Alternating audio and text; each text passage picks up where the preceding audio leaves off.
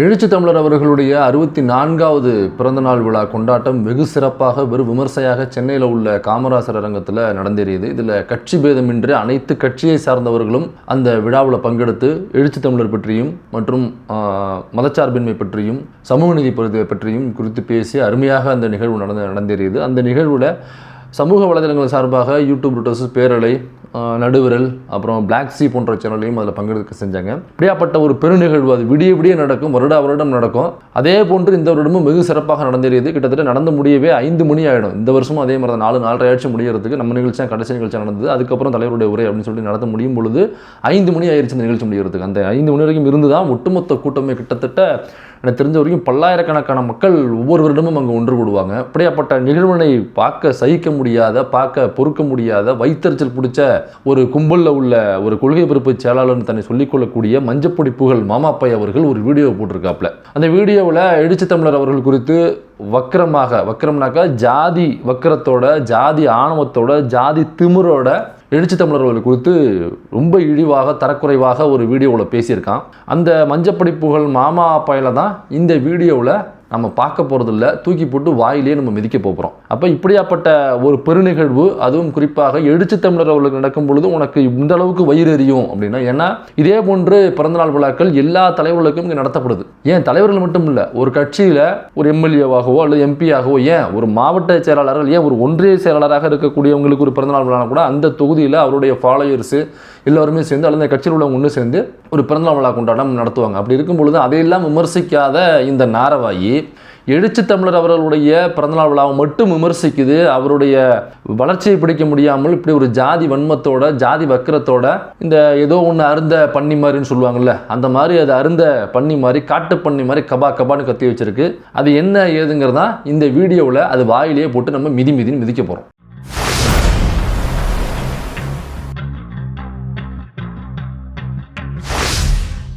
இந்த பிறந்தநாள் விழா என்பது விசிகாவில் உள்ள தொண்டர்கள் ஒன்று கூடி அனைவரும் இந்த விழாவை சிறப்பாக கொண்டாடணும் என்பதற்காக வருடம் நடத்தக்கூடிய ஒரு விழா. இந்த பிறந்தநாள் விழாவையே உன்னால் பொறுத்துக்க முடியல அப்படின்னா, அப்போ இந்த பிறந்தநாள் விழாவை ஏன் நம்ம நிறைய கொண்டாடக்கூடாது? ஏன் வருடம் தான் நம்ம கொண்டாடணுமா? அப்போ எழுச்சி தமிழருடைய பிறந்தநாள் விழாவை வருடம் முழுக்க கொண்டாடினா என்னன்னு நான் கேட்குறேன். வருடம் முழுக்க விசிகாவில் உள்ள அமைப்புகள், அணிகள் அல்லது கட்சி சார்புடையவர்கள், கட்சி ஆதரவாளர்கள், ஏன் எழுச்சி தமிழருடைய ஆதரவாளர்கள், எழுச்சி தமிழருடைய தலைவராக ஏற்றுக் கொண்டிருக்கக்கூடியவர்கள், கட்சி சாராமல் ஆதரவாளராக இருக்கக்கூடிய எல்லோரும் ஒன்று சேர்ந்து எழுச்சி தமிழுடைய பிறந்தநாள் இந்த வருடம் முழுக்க ஏதோ ஒரு நாளில் அவருடைய தேதியை வாங்கி நடத்தினா என்ன தவறுன்னு கேட்குறேன். ஒரே ஒரு நாள் அந்த பிறந்தநாள் விழா கொண்டாட்டம் அப்படிங்கிறத உனக்கு இந்த அளவுக்கு பேக்கில் எரியுதுன்னா, அப்போ அதை நம்ம அடிக்கடி நடத்தி காமிச்சு அவனுடைய ஒட்டுமொத்த பேக்கை எரிஞ்சு போகிற அளவுக்கு நம்ம நடத்தி ஆகணும்ல.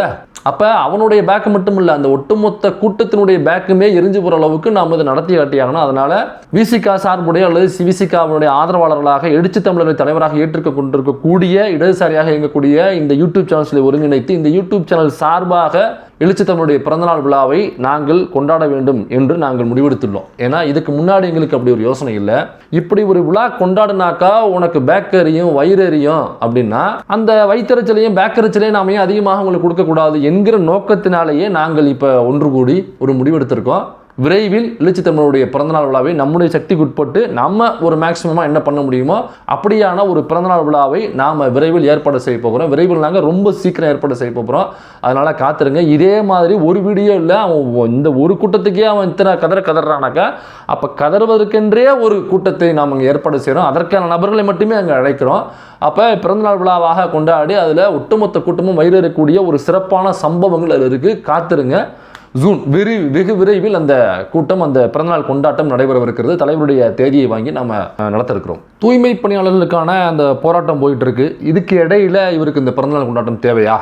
அப்போ எழுச்சி தமிழர் என்ன பண்ணிருக்குனாக்கா, இந்த தூய்மை பணியாளர் போராட்டத்தை இவர் தலைமையேற்று நடத்திருக்க வேண்டாம் அல்லவாத.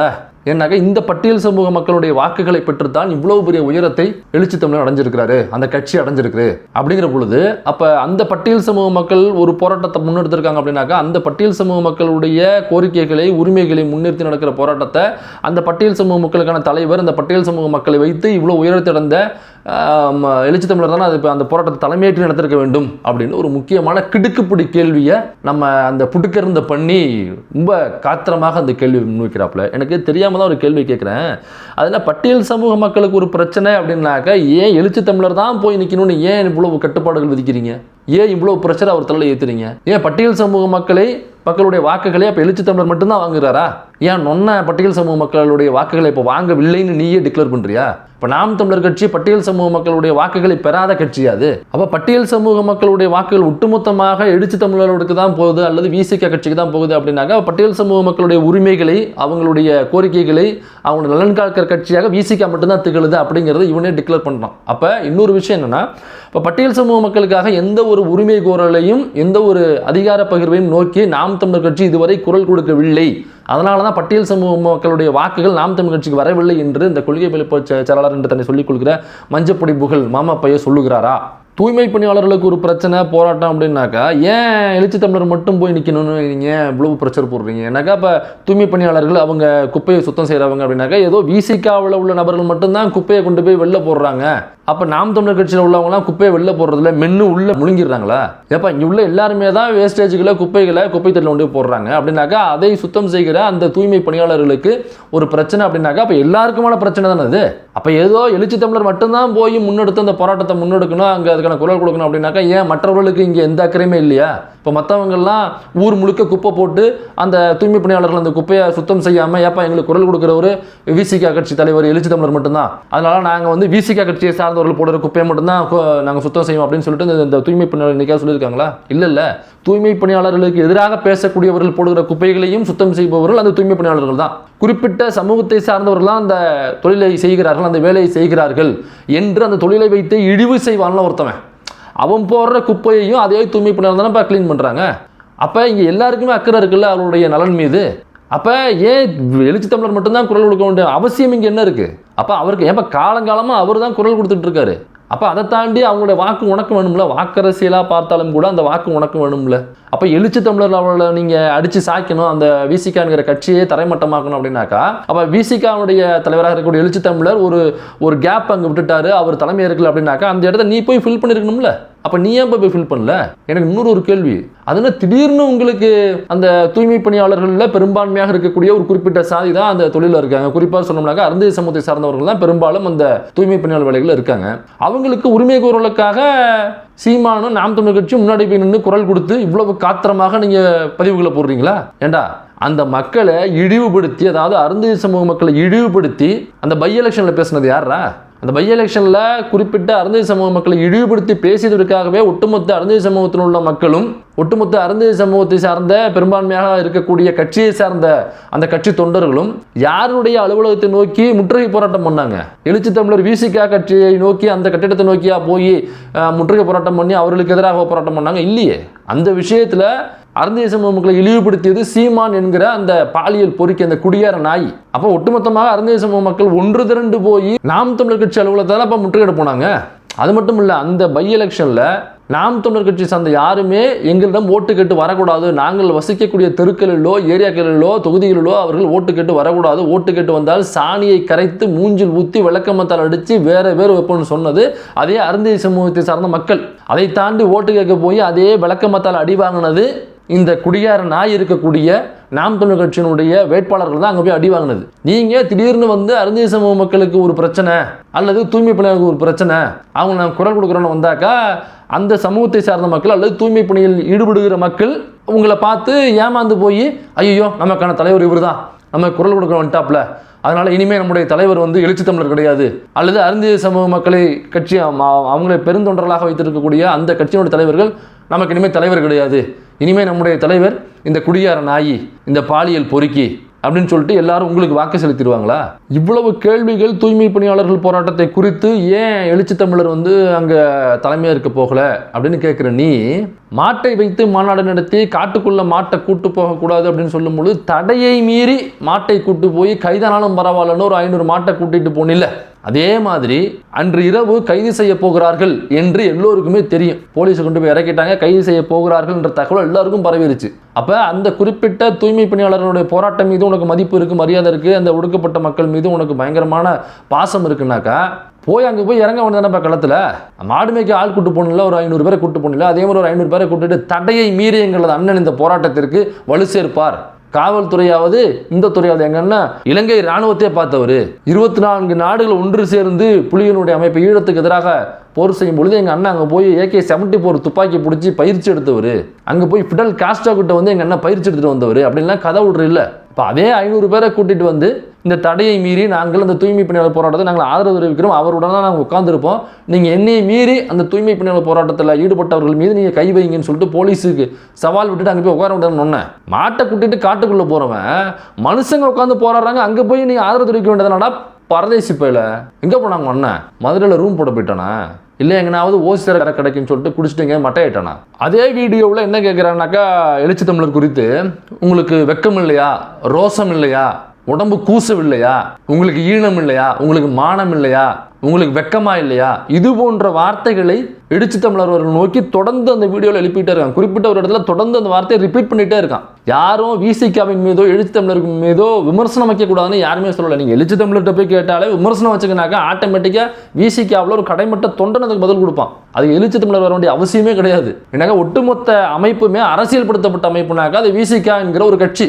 அதில் நீ என்ன வேணாலும் விமர்சனம் வைக்கலாம், நாகரிகமான முறையில் என்ன விமர்சனம்லாம் வை, எல்லா விமர்சனத்துக்கும் பதில் கொடுக்கக்கூடியது விசிகா கட்சி. யாரும் விமர்சனம் வச்சுட்டாங்க அப்படிங்கிறதுக்காகவே ஆகா நம்ம வந்து எதிர்ப்பு தெரிவிக்கணும் அப்படிலாம் காமிக்க மாட்டாங்க. விமர்சனம்னாக்கா அதற்கு தகுந்த பதில் அங்கேருந்து வந்துட்டு கடைமட்ட தொண்டன்ட்டு வந்துட்டு இருக்குது. அப்போ விமர்சனம் வைக்கும்போது நாகரிகமான முறையில் விமர்சனம் வச்சுனாக்கா உனக்கான பதில் வரும். அப்படி இல்லை நான் வந்து மானம் இருக்கா, ரோசம் இருக்கா, வெக்கம் இருக்கா, சூடு இருக்கா, சொரணை இருக்கா, இப்படியாப்பட்ட வார்த்தைகள்லாம் நாங்கள் பேசி பழகிட்டேன், வார்த்தையில் என்னங்க இருக்குது, நான் இயல்பாகவே அப்படி தாங்க பேசக்கூடியவன், என்னுடைய ஏரியாக்களில் என்னுடைய நான் வளர்ந்த பகுதிகளில் இப்படியாப்பட்ட வார்த்தைகளை நான் கேட்டு பழகியும், அதனால் வார்த்தையில் என்னங்க இருக்குன்னு சொல்ல நீங்கள் ஒரு நியாயத்தை கற்பிச்சுட்டு வரலாம். அப்படியாக ஒரு நியாயத்தை கற்பிக்க விரும்பினால் எல்லா தலைவர்களையும் விமர்சிக்கும் பொழுது இதே மாதிரி மானம் இருக்கா, ரோசம் இருக்கா, வெக்கம் இருக்கா, ஈனம் இருக்கா, மானம் இருக்கா, உடம்பு கூசலையா, இது போன்ற வார்த்தைகளை பயன்படுத்தி தான் விமர்சிக்கிறீங்களா? இல்லை இவர் விமர்சனமா? சரி, அன்புமணிக்கும் ராமதாஸுக்கு இடையில சண்டை போயிட்டு இருக்கு. அன்புமணி அவங்க அம்மாவை பாட்டில் எடுத்து அடிச்சிருக்காப்புல, ராமதாஸ் நேரடியாக சொல்றாப்புல. அப்புறம் வீட்டில் ஒட்டு கேட்கும் கருவி வச்சிருக்காப்புல. வியாழக்கிழமை அன்புமணியை தாக்கி daily weekly every week Thursday அன்னைக்கு ஒரு ப்ரெஸ் மீட் தர்றாப்புல ராமதாஸ் அவர்கள். ஏன் ப்ரெஸ் மீட் வியாழக்கிழமை தரேன்னு சொல்லி வர சொன்னார்னாக்கா அவருடைய பாதுகாப்பு கருதி கூட இருக்கலாம். ஏன்னா அன்புமணி அவர்கள் அந்த வீட்டில் தாக்குதல் நடத்தாப்புல, அவர் அடிக்கிறாரு, மண்டையில் ஒரு தடவை மைக்கால் அடித்து மண்டை வீங்கி போச்சு எனக்குன்னு சொல்லிட்டு ராமதாஸ் அவர்கள் நேரடியாக இந்த கஞ்சா குடிக்கிறக்காம பாருங்க அவனுடைய பேட்டிலே சொல்லியிருக்காப்புல அவர். அப்போ இப்படி இருக்கும் பொழுது ஏன் அப்போ உங்களுக்கு திமுக மட்டும்தான் எதிரி, அவங்களுக்கு திராவிடம் என்பது எதிரி தானே சொல்றீங்க நீங்க? அப்ப அதிமுகவும் எதிரி தானே, அதிமுகவோட கூட்டணி வைத்திருக்கிற பாமகவும் எதிரி தானே. அப்ப அந்த பாமகவில் இவ்வளவு குடசல்கள் போயிட்டு இருக்கல, இதை பற்றி என்னைக்கா வீடியோ போட்டிருக்கியா? பிஜேபி கூட நேரடி கூட்டணி வச்சுச்சுங்க பாமக. அன்னைக்கு இதே மாதிரி நீ விமர்சனம் வச்சு எனக்கா நீ என்ன சொல்லிருக்காங்க, திராவிடம் என்பது பங்காளி சண்டை, பாஜக மண்ணினுடைய எதிரி, அதனால பாஜக தான் முதல்ல இருப்போம், பாஜக உள்ள விட மாட்டேன்னு போன சட்டமன்ற எலெக்ஷன்ல பேசியது உங்க நொன்னை குடிகார நாயி பாலியல் பொறுக்கி. அப்ப அந்த கட்சி கூட கூட்டணி வைத்த பாமகவை இதே மாதிரி அன்புமணியோ ராமதாஸ் அவர்களையோ இந்த மானம் இருக்கா, ஈனம் இருக்கா, அந்த ரோசம், லொட்டு, லொசுக்கு, மண்ணாங்கட்டி, மட்டன்லாம் சொல்லி கேட்டு இல்ல இழிவான தரக்குறைவான வார்த்தைகளை பயன்படுத்தி இதே மாதிரியான வார்த்தைகளை பயன்படுத்தி ராமதாசையும் அன்புமணி ராமதாசையும் விமர்சையும் பார்ப்போம். ஏன் கொங்கு ஈஸ்வரன் ஒருத்தர் இதே திமுக கூட்டணிக்குள்ள இருக்காரு.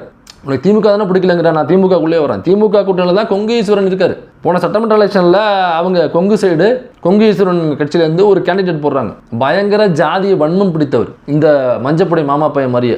அவர் இதற்கு முன்னாடி எங்கெங்கெல்லாம் பட்டியல் சமூக மக்களுக்கு எதிராக பேசியிருக்கிறார், கொலை வெறியோடு ஆணவ படுகொலையை ஆதரித்து ஜாதிய வன்மத்தோடு பேசியிருக்கிறார் அப்படின்ற கிளிப்பிங்ஸ் வந்து பயங்கர வைரல் ஆச்சு. அதை குறித்து நாமளும் வீடியோ போட்டோம், ட்விட்டரில் பயங்கரமாக அதை பற்றி பேசணும், எல்லாருமே அதை பற்றி பேச ஆரம்பித்தாங்க. திராவிடர் விடுதலை கழகம் முதற்கொண்டு இன்னும் பல முற்போக்கு சக்திகள் எல்லாமே இந்த திமுக கூட்டணி ஆதரிக்கிற அமைப்புகளும் கட்சிகளுமே சேர்ந்து அப்புறம் விமர்சிக்க ஆரம்பிச்ச உடனே கேண்டிடேட்டை மாத்தினாங்க. அப்ப இவ்வளவு ஜாதிய வன்மம் பிடித்த ஒரு நபரை திமுக கூட்டணிக்குள்ள இருக்கிற கொங்கு ஈஸ்வரன் கட்சியில ஒருத்தர் வச்சிருக்கிறாரு அப்படின்னு சொல்லிட்டு இதே மாதிரி எப்பா இவங்களை போய் நீங்க கூட்டணியில் வச்சிருக்கீங்க, எப்பா கொங்கு ஈஸ்வரன் உங்க கட்சியில வந்து இவ்வளவு ஜாதிய வன்மம் பிடித்தவர் இருக்காரு, இவரை வந்து கேண்டிடேட்டா போட்டிருக்கீங்களா, உங்களுக்கு அது இருக்கா, இது இருக்கா, இது இருக்கா, அது இருக்கா, அது இருக்கா, இது இருக்கான்னு சொல்லி என்னைக்காவது வீடியோ போட்டிருப்பியா? தூத்துக்குடி பக்கம் இசக்கி ராஜா தேவர் அப்படின்னு சொல்லிட்டு ஒரு ஒரு நபர், ஒரு தலைவர் ஒருத்தர் இருக்காரு. அவர் ஒரு அமைப்புக்கான தலைவராக இருக்கிறார். இந்த முக்குளத்தூர் சமூகத்துக்கான ஒரு அமைப்புக்கான தலைவராக அங்கே இருக்கிறாரு. இடையில இந்த நாம் தமிழர் கட்சிக்கும் அந்த இசக்கி ராஜா தேவர் என்கிற அவருடைய அமைப்புக்கு வந்து பயங்கரமாக பத்திக்குச்சு. ஏன்னாக்கா அங்கே கூட்டம் போட்டு பேசும் பொழுது தேவேந்திர வேளாளர் சமூகத்திற்கும் இந்த முக்குளத்தூர் சமூகத்துக்கும் இடையே பெரிய கலவரத்தை ஏற்படுத்தக்கூடிய ஒரு கூட்டத்தை போட்டு பேசிட்டாங்க. யார்? இந்த பாலியல் பொறுக்கி சீமானும் இதே மஞ்சப்பொடிப்புகள் மாமா பையனும் மீட்டிங் போட்டு பேசிட்டாங்க. இது பயங்கரமாக பத்திக்கிச்சு. அதனால அங்கே உள்ள அந்த முக்குளத்தூர் சமூகத்தை நான் ஒரு அமைப்பு வச்சிருக்கிற இசக்கி ராஜா தேவர் அப்படிங்கிற ஒரு காட்டமாக பதில் கொடுத்தாரு சீமானுக்கு. அது மட்டும் இல்லை, அந்த கட்சியில் உள்ள ஒட்டுமொத்த எல்லாருமே வீடியோ போட்டு அறிக்கை விட்டு மீட்டிங் போட்டு வண்டமண்டையாக கேட்டாங்க. யார்? சீமானையும் இந்த மஞ்சப்பொடி மாமா பையனையும் குறித்து வண்டமண்டையாக பேசினாங்க. அப்போ இதே மாதிரி இசக்கி ராஜா தேவர் குறித்து அல்லது அந்த முக்குளத்தூர் சமூகத்தில் உள்ள அந்த இசக்கி ராஜா தேவர் அமைப்பில் உள்ள மற்ற நிர்வாகிகள் குறித்து இதே மாதிரியான வார்த்தைகளை இன்றைக்கி எழுச்சி தமிழர்கள் குறித்து என்னென்ன வார்த்தைகள் குறித்து இழிவாக தரக்குறைவாக பேசியிருக்கிறாயோ இதே போன்ற வார்த்தைகளை பேசி அந்த இசக்கி ராஜா தேவர் அவர்களையோ அந்த கட்சியில் நிர்வாகிகளோ என்னைக்காவது நீ பேசியிருப்பீங்களா? அது என்ன எழுச்சி தமிழராக மட்டும் உங்களுக்கு அவ்வளவு இலக்காரமான வார்த்தைகளை பயன்படுத்தலாம்ங்கிற எண்ணம் எங்கிருந்து வருது? அப்போ முழுக்க இது ஒரு ஜாதிய வன்மம், இது ஒரு ஜாதி திமிரு. இது இன்னொரு இடத்துல அந்த காட்டு பண்ணி என்ன கபான்னு கத்துனா எழுச்சி தமிழர் அவர்களை திராவிட அடிமை அப்படிங்கிற வார்த்தையை பயன்படுத்தலாம். நல்லா கவனிங்க, அடிமை அப்படிங்கிற வார்த்தையை பயன்படுத்தலாம். திராவிட அடிமை அப்படிங்கிற வார்த்தையை பயன்படுத்தலாம். ஏண்டா ஒட்டுமொத்தமாக அடிமைப்பட்டு கிடந்த ஒட்டுமொத்த சமூகத்தினுடைய எழுச்சிக்காக குரல் கொடுத்து ஆர்ப்பாட்டம் செய்து போராட்டங்கள் செய்து பல இடங்களில் பல போலீஸினுடைய அடக்குமுறை ஒடுக்குமுறைகளுக்கு ஆளாகி, இந்த ஆதிக்க சாதிகளினுடைய ஒடுக்குமுறைகளுக்கு ஆளாகி, பார்ப்பனியத்தினுடைய ஒடுக்குமுறைகளுக்கு ஆளாகி RSS BJP நேரடியாக களத்தில் எதிர்கொண்டு இன்னைக்கு இந்த ஒட்டுமொத்த சமூகத்தினுடைய எழுச்சிக்கே காரணமாக இருக்கக்கூடிய தலைவர் அப்படிங்கிறதுனால தான் அவருக்கு எழுச்சி தமிழர் அப்படிங்கிற பட்டமே கொடுத்தது. அண்ணன் அறிவுமதி அவர்கள் தான் அந்த பட்டத்தை கொடுத்தது. அப்படியாப்பட்ட ஒரு தலைவரை பார்த்து திராவிட அடிமை அப்படிங்கிற வார்த்தையை பயன்படுத்துகிற. திரும்பவும் கேட்குறேன், இதே மாதிரி அடிமை போன்ற வார்த்தைகளை என்னைக்காவது ராமதாஸ் குறித்தோ அன்புமணி ராமதாஸ் குறித்தோ அல்லது உனக்கு பிடிக்காத திமுகவோட கூட்டணி வச்சிருக்கிற அப்படியே வச்சுப்போமே, அதிமுகவோட விடுங்க, திமுகவோட கூட்டணி வச்சிருக்கிற கட்சிகள்ல ஜாதிய கட்சிகள் சில கட்சிகளும் உள்ள இருக்குல்ல, அந்த ஜாதிய கட்சிகளை குறித்து நீ இதே மாதிரி பேசியிருப்பியா? இதே மாதிரி அடிமை போன்ற வார்த்தையில போட்டு நீ கேள்வி கேட்டிருப்பியா? திமுக கூட கூட்டணி வச்சிருக்கிறதுனால திமுகவுக்கு ஆதரவாக பேசுகிறார் அல்லது திமுக செய்யற தவறுகளை கண்டுக்காமல் இருக்கிறார் அப்படிங்கிறத விமர்சனமா ஒருவேளை சொல்ல வந்தாங்க. அதுல உண்மை இல்லைங்கிறது வேற விஷயம். ஆனால் அப்படி இருந்தாலும் கூட இவன் என்ன சொல்லியிருக்கோம்னாக்கா திமுக அப்படிங்கிற வார்த்தையை பயன்படுத்தணும், திராவிடங்கிற வார்த்தையை பயன்படுத்துறான். இவன் நேரடியாக திமுக தான் சொல்ல வர்றான், அதை சுற்றி வளைச்சு திராவிடம் அப்படின்னு இங்கே முடிச்சு போட வராப்புல. அப்போ ஏதோ திராவிடம் அப்படிங்கிறது திமுகவிற்கு மட்டுமே சொந்தமான வார்த்தை போன்று ஒரு ஒரு தோரணை இங்கே இருக்குது. அப்படி கிடையாது. திராவிடம் என்பது திமுகவிற்கு மட்டுமே சொந்தமான வார்த்தை மட்டும் கிடையாது. இங்கே யாராலும் ஏன்னாக்க திமுக அறிமுகப்படுத்திய வார்த்தை அல்ல திராவிடம் என்பது, பெரியார் அறிமுகப்படுத்திய வார்த்தை அல்ல திராவிடம் என்பது. அதற்கு முன்னாடியிலிருந்து திராவிடம் என்கிற வார்த்தை இங்கே புழக்கத்தில் இருக்குது. திராவிடம் என்கிற வார்த்தையை இங்கே அறிமுகப்படுத்தியவர் அயோத்திதாச பண்டிதர் அவர்கள். அதற்கு முன்னாடி ரெவரண்ட் ஜான் ரத்னம் அவர்கள் திராவிடர் கழகம் என்கிற பெயர்லேயே ஒரு அமைப்பே வச்சிருந்தார். பெரியாருக்கு முன்னாடி திராவிட கழகம் என்கிற பெயரில் ரெவரண்ட் ஜான் ரத்னம் அவர்கள் ஒரு அமைப்பே வச்சிருந்தார். அப்போ திராவிடம் என்கிற சொல்லி யாரெல்லாம் ரெவரண்ட் ஜான் ரத்னம் அவர்களுக்கு ஆதரவாக, அவருடைய ஃபாலோயராக, அவருடைய கொள்கைகளை ஏற்றுக்கொள்பவர்கள் யாராக இருந்தாலும் அவர்களுக்கு சொந்தமானது திராவிடம் என்கிற சொல். அயோத்திதாச பண்டிதரை யாரெல்லாம் தலைவராக ஏற்றுக்கொள்கிறார்களோ அவர்களுக்கு சொந்தமான சொல் திராவிடம் என்கிற சொல். ஐயா ரட்டமலை சீனிவாசன் அவர்களை யாரெல்லாம் ஏற்றுக்கொள்கிறார்களோ அவர்களுக்கு சொந்தமான சொல் இந்த திராவிடம் என்கிற சொல். தந்தை பெரியார் அவர்களை யாரெல்லாம் ஏற்றுக்கொள்கிறார்களோ அவர்களுக்கு சொந்தமான சொல் இந்த திராவிடம் என்கிற சொல். இவ்வளவு ஏன் புரட்சியாளர் அண்ணல் அம்பேத்கர் அவர்களை யாரெல்லாம் ஏற்றுக்கொள்கிறார்களோ அவர்களுக்கு சொந்தமான சொல் இந்த திராவிடம் என்கிற சொல். அப்போ இப்போ திமுகவோட கூட்டணி இருக்கிறார் அப்படிங்கிறதுக்காக திராவிடம் என்கிற சொல்ல கொண்டு வந்து திராவிட அடிமை அப்படிங்கிற வார்த்தையை பயன்படுத்துறான். அப்போ இந்த வார்த்தையை கேட்டவுடனே ஏதோ திமுக காரங்களுக்கு கோவம் வரும் அல்லது விசிக காரங்களுக்கு கோவம் வரும் அப்படி கிடையாது. திராவிடம் என்கிற சொல்லி ஒட்டுமொத்தமாக யாரெல்லாம் ஏற்றுக்கொள்கிறார்களோ எல்லோருக்கும் வர வேண்டிய கோபம் அது. திமுக கூட்டணிக்குள் விசிக இருந்தாலுமே திமுக ஆட்சியில் நடக்கிற அங்கங்கு நடக்கக்கூடிய குற்றச்செயல்களை கண்டித்து நேரடியாக அறிக்கை விடுவதிலிருந்து, ஆர்ப்பாட்டம் செய்வதிலிருந்து, போராட்டம் செய்வதிலிருந்து, ஆளுங்கட்சிக்கு கோரிக்கை வைப்பதிலிருந்து அனைத்துமே முதல் ஆளாக நின்று செய்வது எழுச்சி தமிழர் அவர்கள். கட்சியாக விசிக. ஏன் அது வேங்கவேலாக இருக்கட்டும், நாங்குநேரியில் நடந்த சம்பவமாக இருக்கட்டும், இப்போ கவினுடைய ஆணவ படுகொலையாக இருக்கட்டும். கவினுடைய ஆணவ படுகொலை நடக்கும் பொழுது கவினுடைய அப்பா என்ன சொல்றாரு? பாடியை வாங்குங்க அப்படின்னு சொல்லும்போது என்ன சொல்றாரு? இல்லை, எனக்கான நீதி வேண்டும், அதற்கு எங்கள் தலைவர் திருமா வருவார், நான் அவர் வருமுறை காத்திருப்பேன் என்று சொன்னவர் யாரு? கவினுடைய அப்பா. இவ்வளவுக்கும் அந்த ஏரியாவில் பட்டியல் சமூகத்திலே கவின் அப்பா வந்து தேவேந்திர வேளாளர் சமூகத்தை சார்ந்தவங்க. அப்போ எழுச்சி தமிழர் அவர்கள் டிபிஐலேருந்து விசிகாங்கிற கட்சியாக மாறும் பொழுது குறிப்பிட்ட தேவேந்திரகுல வேளாளர் சமூகத்தில் உள்ளவங்களே பெரும்பாலும் அந்த கட்சிக்குள்ள டிபிஎல் இருந்தவங்களாம் விலகிட்டாங்க. ஏன்னா அதே பட்டியல் சமூகத்தில் எழுச்சி தமிழர் அவர்கள் வேற ஒரு சமூகத்தை சார்ந்தவர் அப்படிங்கிறதுனால நாங்கள் வேற சாதி நீங்கள் வேற சாதின்னு சொல்லிட்டு அதிலேயே ஏற்றத்தாழ்வுகளை சொல்லிக்கொண்டு அந்த குறிப்பிட்ட தேவேந்திரகுல வேளாளர் சமூகத்தை சார்ந்தவங்களாம் பெரும்பாலும் விலகினாங்க. அப்படி இருந்த சூழல்லேருந்து இன்னைக்கு என்னவாக மாறி இருக்குன்னா, அந்த தேவேந்திரகுல வேளாளர் சமூகத்தை சார்ந்த ஒரு இளைஞர் வெட்டி படுகொலை செய்யப்படுகிறாரு. அவருடைய உடல் வாங்க மறுக்கிறாங்க அந்த பெற்றோர்கள். நீதி கிடைக்க வேண்டும், நீதி வேண்டும் என்று சொல்கிறார்கள். அப்போ அங்குள்ள காவல்துறை ஆதிக்க சாதிகளுடன் கைகோர்த்திருக்கிறது என்று அவங்க சந்தேகப்படுறாங்க, குற்றம் சுமத்துறாங்க. இதற்கான விடுதலை, இதற்கான சரியான நீதி என்பது தலைவர் திருமா வந்தாதான் இது நடக்கும். அவர் வந்தாதான் நான் பாடியை வாங்குவேன், அல்லது பேச்சுவார்த்தைக்கோ எதுக்கோ திருமா வரட்டும் நான் கேட்கிறேன் அப்படின்னு சொல்றாரு. அப்ப எழுச்சி தமிழர் திருமா அவர்கள் ஏதோ குறிப்பிட்ட ஒரு சாதிக்கு மட்டுமான குரல் கொடுக்கக்கூடிய நபராக அவருடைய பாதை என்பது அமையல. அப்ப இங்க உள்ள ஒட்டுமொத்த ஒடுக்கப்பட்ட எல்லா சமூகத்துக்குமான குரலாக தான் அவர் விளங்கியிருக்கிறார். அந்த கவினுடைய ஆணவ படுகொலை கண்டித்து இந்த நிமிஷம் வரை ஆர்ப்பாட்டம் போராட்டம் பண்ணிக்கிட்டு இருக்காங்க. ஆணவ படுகொலை தடுக்கின்ற சட்டங்கள் விரைவில் கொண்டு வர வேண்டும், கொண்டாருங்கள் என்று சொல்லி ஆளுங்கட்சிக்கு அழுத்தம் கொடுப்பது, பெரும்பாலும் அழுத்தம் கொடுப்பது விசிக. டெய்லி எங்கேயோ ஒரு இடத்துல ஆர்ப்பாட்டம் போராட்டம் ஆளுங்கட்சியை கண்டித்து. இப்படி இந்த திமுக ஆட்சியில் அங்கங்கு நடக்கக்கூடிய சிறு சிறு தவறாக இருக்கட்டும் அல்லது பெரிய தவறுகளாக இருக்கட்டும், குற்றங்களாக இருக்கட்டும், எல்லாவற்றையும் முதல்ல கண்டித்து அறிக்கையிலிருந்து ஆர்ப்பாட்டம் வரைக்கும் அதை குறித்து அதை தடுக்கின்ற சட்டங்கள் வர வேண்டும் என்று ஆளுங்கட்சிக்கு அழுத்தம் கொடுப்பது தலைவர் எழுச்சி தமிழர் அவர்கள். அப்படியாப்பட்ட ஒரு தலைவரை பார்த்து திராவிட அடிமை அப்படின்னு பேசுறான். ஏண்டா சங்கி என்றால் சக நண்பன் என்று சொல்லிட்டு பிஜேபியினுடைய ஆர்எஸ்எஸ்னுடைய குருமூர்த்தியினுடைய காலை நக்கி பிழைக்கிற உங்க நொன்ன அந்த குடியார நாயி பாலியல் பொறுக்கியை நீ தலைவனா வச்சுக்கிட்டு, அவ்வளோ பெரிய ஒரு பார்ப்பனியத்தினுடைய அடிமைய தலைவனா நீ வச்சுக்கிட்டு, ஒட்டுமொத்த ஆர்எஸ்எஸ் பார்ப்பனிய பிஜேபியை இந்த சனாதன கும்பலை எதிர்த்து நிற்கிற ஒரு எழுச்சி தமிழரை பார்த்து நீ திராவிட அடிமைன்னு சொல்ற. அதாவது அவன் வைக்கிற அதிகபட்ச குற்றச்சாட்டு என்னன்னாக்கா திராவிட அடிமை அப்படிங்கிற குற்றச்சாட்டு தான் அவர் வைக்கிறார். திராவிடம் என்கிற கருத்தியலை ஏற்றுக்கொண்ட தலைவர் தான் எழுச்சி தமிழர் அவர்கள். அப்ப நீ வைக்கிற அதிகபட்ச குற்றச்சாட்டு திராவிட அடிமை தான் என்பதை தவிர, எழுச்சி தமிழர் அவர்கள் ஒரு ஆரிய அடிமை என்றோ அல்லது பிஜேபியினுடைய அடிமை என்றோ ஆர்எஸ்எஸ்க்கு துணை போகிறார் என்றோ அல்லது குருமூர்த்தியுடைய சொல்லை கேட்டு நடக்கிறார் என்றோ அல்லது பார்ப்பனர்களுடைய ஏவலாக அவர் இருக்கிறார் என்றோ உன்னால குற்றமே சுமத்த முடியல போர். அதுதான் எழுச்சி தமிழர் அவர்கள். அப்ப இந்த வேளை நான் சொன்ன இப்ப இந்த ஆர்எஸ்எஸ் அடிமையாக, பிஜேபியினுடைய அடிமையாக, பார்ப்பனியத்தினுடைய அடிமையாக, குருமூர்த்தியினுடைய காலை நக்கி அந்த தண்ணியை குடித்து உயிர் வாழுகிற ஒரு ஜென்மமாக அற்ப பிறவியாக இருப்பது யாருன்னாக்க இந்த சமூகத்தில் நீ ஒரு அந்த மஞ்சப்படி பொங்கல் மாமாப்பைய கொள்கை பிறப்பு செயலாளர் இருக்கக்கூடிய நாம் தமிழ் கட்சியினுடைய தலைவராக இருக்கக்கூடிய அந்த குடிகார நாயி பாலியல் பொறுக்கி சீமான் தான். அடுத்ததா மேல்பாதியில் இன்னமும் கோயில் பூட்டி தான் கிடக்கு. ஏன் அங்கே தலைவர் திருமாவர்கள் ஏன் அங்கே போகல? அங்கே போய் ஆர்ப்பாட்டம் போராட்டம் நடத்தி அந்த மக்களை உள்ள கூட்டு போயிருந்தா அவர் அந்த பிறந்தநாள் விழா கொண்டாடலாம், அவரை எழுச்சி தமிழர்னு ஏற்றுக்கலாம். இதெல்லாம் செய்யாத திருமாவா நான் எப்படி எழுச்சி தமிழர்னு எது சொல்கிறீங்க? எதுக்கு பிறந்தநாள் விழா கொண்டாடுறீங்க? சரி, அங்கே பாதிக்கப்படுகிறது பட்டியல் சமூக மக்கள், ஏன் அவங்க தமிழர்கள் இல்லையா? அப்போ மேல்பாதி கிராமத்தில் கோவிலுக்குள்ளே போகக்கூடாது என்று தடுத்து நிறுத்தி வைக்கப்பட்டிருக்கிற அந்த பறையர் ஜாதியை சார்ந்த மக்கள் தமிழர்கள் இல்லையான்னு நான் கேட்குறேன். அவங்களும் தமிழர் தானப்பா. அப்போ ஒரு தமிழர்களை உள்ளே போகக்கூடாதுன்னு சொல்லி தடுத்து வைக்கிறாங்கனாக்கா, அங்கே ஒரு தமிழினத்தினுடைய தலைவனாக நீ தன்னை சொல்லிக்கொள்கிற இந்த பாலியல் பொறுக்கி குடிகார நாயி நேராக அங்கே கூட்டத்தை கூட்டு அங்கே போக வேண்டியதானப்பா.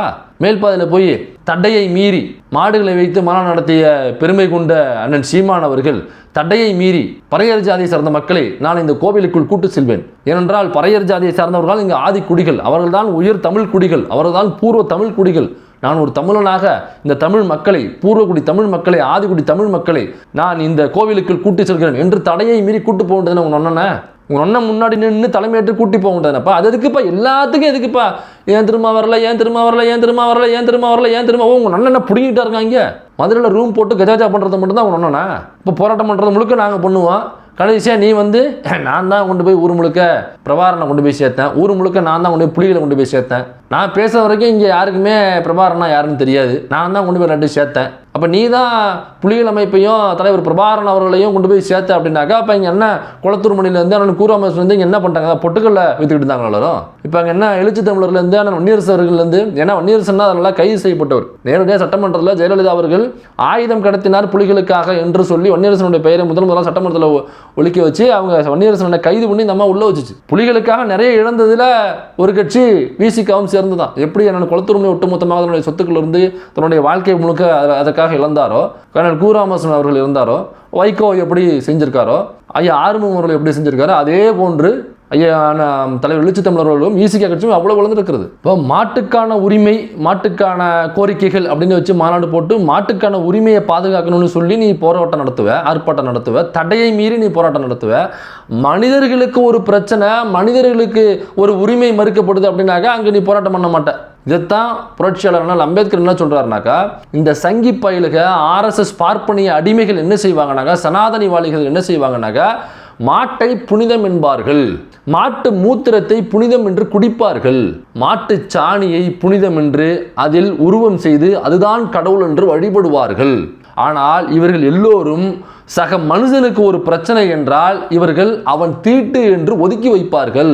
மாட்டை கடவுள்பா, மனுஷனை தீட்டுன்னு ஒதுக்கி வைப்பான், இவன் தான் சனாதனிவாதி, இவன் தான் சங்கி என்று அன்றே டிக்ளேர் செய்தவர் புரட்சியாளர் அம்பேத்கர் அவர்கள். இப்போ யாரு சங்கியினுடைய அடிமை அப்படிங்கிறத மக்களாகி நீங்களே முடிவு பண்ணீங்க. அப்புறம் எழுச்சி தமிழர் அவர்கள் அவருடைய பிறந்தநாள் அன்னைக்கு கவிஞர்களை கூட்டியாந்து புகழ்பாட வச்சு அதில் மகிழ்வடைஞ்சுக்கிறாரு. அதாவது இந்த மன்னர்கள்லாம் செய்வாங்க இல்லைங்களா, கவிஞர்களை வச்சு அவரை புகழ்பாடம் செய்து அவர்களுக்கு பரிசுகள் வழங்குவது, அந்த மாதிரி அவர் பண்ணிக்கிட்டு இருக்காரு அப்படின்னு சொல்கிறாப்புல. அந்த பிறந்தநாள் விழாவில் கவிபாடிய கவிஞர்களுடைய வரிகளை நீங்கள் எடுத்து பாருங்கள், எதுவுமே மிகையாக இருக்காது. இதுவரை ஒட்டுமொத்தமாக எழுச்சி தமிழர்கள் களத்தில் தான் இழந்தது, அவர் இழந்தது என்ன, அவர் சாதித்தது என்ன, எழுச்சி தமிழருடைய எழுச்சிக்கு முன்னாடி பட்டியல் சமூக மக்கள் மற்றும் ஒடுக்கப்பட்ட மக்களுடைய வாழ்க்கை நிலை என்னவாக இருந்தது சமூகத்தில், இன்னைக்கு இது என்னவாக மாற்றப்பட்டிருக்கிறது அப்படிங்கிறது தான் கவிதை வரிகளில் சொல்லுவாங்களே தவிர, அமெரிக்காவிலேருந்து சதர்ன் அமெரிக்காவிலேருந்து வந்து இங்கே ஒரு யூனிவர்சிட்டிலேருந்து வந்து ஹூ இஸ் சீமான்னு கேட்டாங்க அப்படின்னு சொல்லி அதை பார்த்து அதை புன்முறுவல் புரிஞ்சுக்கிட்டு, அப்புறம் தம்பி ஏர்போர்ட்டு போனேன், நாங்கள் பார்த்தோம்னா நம்ம மூத்தவர் இருக்கார்ல அவரு தம் பார்த்துப்பாரு, அப்படியே ஓரம் போயிட்டாவில.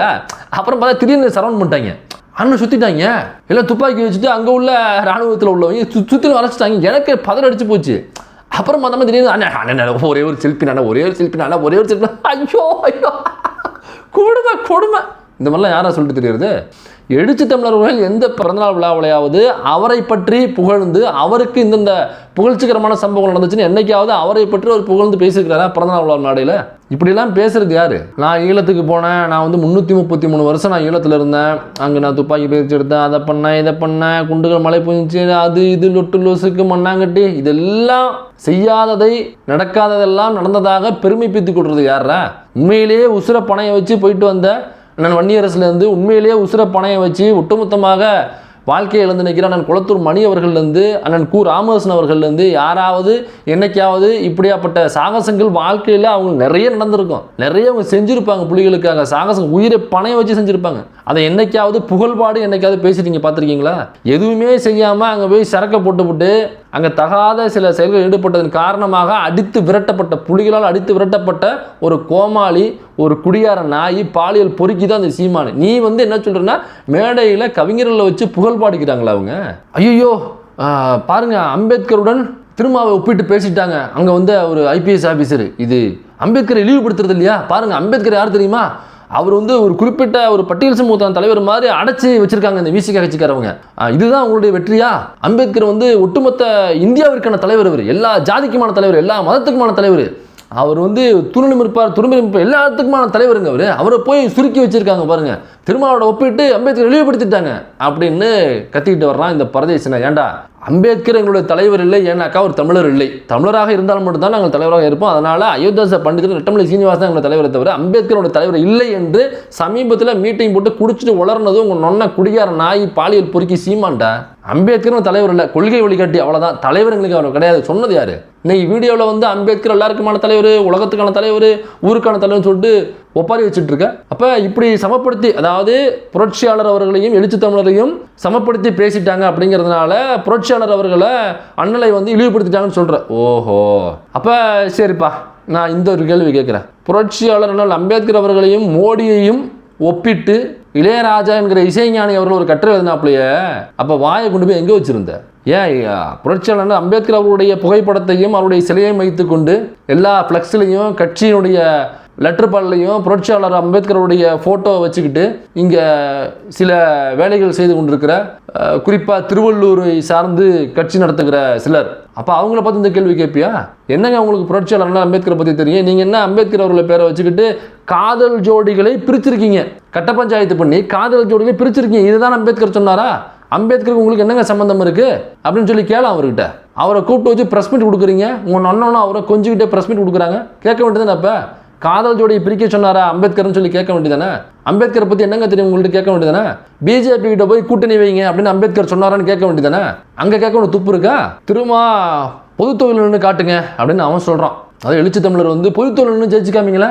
அதுதான் அப்பதான் நீங்க எழுச்சி தமிழர். பொது தொழில்னுக்கு உங்களால முடியல, நீங்க என்ன எழுச்சி தமிழர்? சரி, இதே கேள்வியை அண்ணன் ஜெகன்மூர்த்திட்ட போய் கேளம்ப பார்ப்போம். ஏன்னா ஜெகன்மூர்த்தி என்ன ஒரு சீட்டு வாங்குறீங்க, அதையும் நீங்கள் ரிசர்வ் தொகுதியில் போய் நிற்கிறீங்க. அதனால் எடப்பாடி பழனிசாமி, அதாவது உங்கள் நொன்ன குடிகார நாய் பாலியல் பொறுக்கியினுடைய சித்தப்பாரு எடப்பாடி பழனிசாமி கிட்ட போய், எடப்பாடி பழனிசாமி ஐயா சித்தப்பா அவர்களே, நான் ஜெகன்மூர்த்தி அவர்களுக்கு புது தொகுதியில் சீட்டு கொடுங்க, திருச்சி பக்கம் கொடுங்க, அல்லது தஞ்சாவூர் பக்கம் கொடுங்க, அல்லது நாகப்பட்டினம் பக்கம் கொடுங்க, அல்லது திருநெல்வேலி தூத்துக்குடி பக்கம் அந்த போயிட்டு போனால் இன்னும் ஜோராக இருக்கும். போனீங்கன்னாக்கா அங்கே ஒரு சீட்டு கொடுத்து நான் ஜெகன்மூர்த்தி அண்ணன் அங்கே நிற்க வைங்கன்னு சொல்லி சித்தப்பாட்ட போய் சொல்லுங்களேன் பார்ப்போம். இல்லை நான் ஜெகன்மூர்த்தி அண்ணன் கூட அன்றைக்கி நின்று நொன்னோம் ஆனால் ஜெகன்மூர்த்தி அவர்களும் நெருங்கி ப்ரெஸ் மீட்லாம் கொடுத்து சிரிச்சு பேசிக்கிட்டு இருந்தாங்களே, மீட்டிங்லாம் கூப்பிட்றீங்களா அவங்கள? அப்போ அவங்ககிட்ட கேட்க வேண்டியது, நான் ஜெகன்மூர்த்தி அண்ணா எதுக்குன்னு நீங்கள் பட்டியல் சமூக மக்களுக்காக ஒதுக்கப்படுகிற தனித்தொகுதியில் நிற்கிறீங்க, நீங்கள் பொது தொகுதியில் நின்றுங்கண்ணே அப்படின்னு சொல்லி இதே கேள்வி அங்கே போய் கேளம் பார்ப்போம். இந்த குடிகார நாய் பரதேசி பாலியல் பொறுக்கி சீமானே என்ன பண்ணுறானாக்கா, அவன் கட்சியில் நாடார்கள் அதிகமாக இருக்கிற தொகுதினாக்கா அங்கே நாடார் கேண்டிடேட் தான் போடுறான். இதை இந்த நம்ம நாக்கு பூச்சி இருக்கு பாருங்க, யார் நம்ம அந்த விட்டலாச்சார படத்தில் வர பேய் ஒருத்தன் பாருங்க, அந்த ஹரின்னு சொல்லிட்டு ஒருத்தன் பின்னாடி சாதி பேரை சேர்த்துட்டு வருவான் பாருங்க, அவன் ஒரு பேட்டியில் சொல்கிறான், பை எலெக்ஷனில் அவன் நிற்கிறான். அந்த பை எலெக்ஷனில் சீமானு கேண்டிடேட்டை போட்டார்னு அப்போ அண்ணன்ட்ட கேட்டேன்.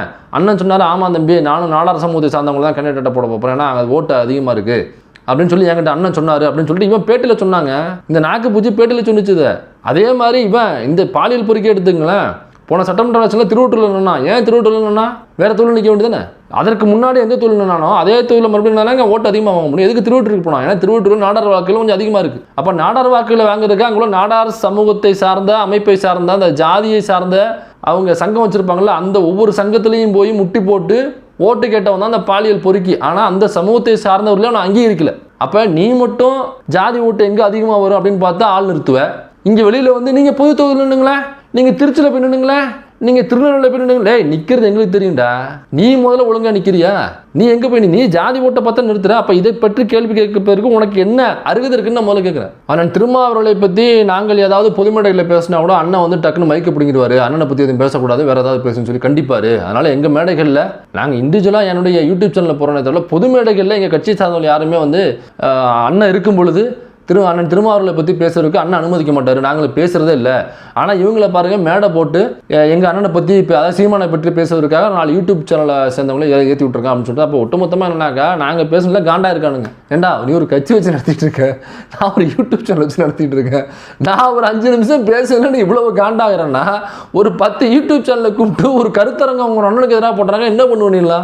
இன்னும் வயிறு வந்து செத்து போயிடுவே நீ அப்படின்னா சொல்லி உடனடியாக அந்த கருத்தரங்கத்திற்கு இல்லை நம்ம ஏற்பாடு செய்ய போகிறது இல்லை. ஏன்னா அனைத்து உயிர்களுக்குமான அரசியல் இது. அப்போ நாங்கள் யாரையும் அண்ணன் திருமாவளவனை பற்றி நாங்கள் யாரும் பேச மாட்டோம் பொது வழியில் பொது மேடையில், அண்ணன் கண்டிப்பார் அப்படின்னாக்கா, ஏண்டா லூசு பையில நீ இந்த குடிகார நாய் கொஞ்ச நாளைக்கு முன்னாடி மேடை போட்டு இந்த ஏர்போர்ட்டு பக்கம் அவனுக்கு சுற்றிட்டு இருக்கும் பாரு, ஒரு எலும்பு துண்டை கவுறதுக்காக ஏர்போர்ட்டை பக்கம் சுற்றிட்டு நடக்கும்.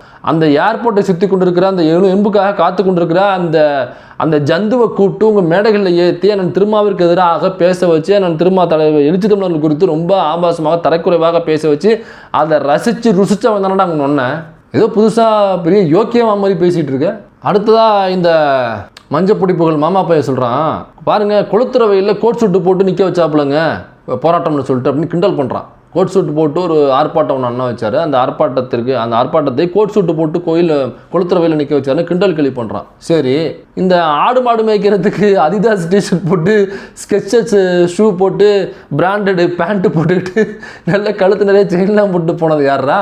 இல்லை, ஆடு மாடு மேய்க்கிறதுக்கு நீங்கள் jeans pant Adidas T shirt Skechers ஷூவும் போட்டு போவீங்க, ஆர்ப்பாட்டம் கோட் ஷூட்டு போட்டு வந்து நிற்க வைப்பது என்ன அவ்வளோ பெரிய உனக்கு கண்ணை உறுத்துதா? அப்போ இதற்கு பின்னாடி என்ன இருக்குன்னாக்கா முழுக்க ஜாதிய வன்மம், ஜாதி திமிரு.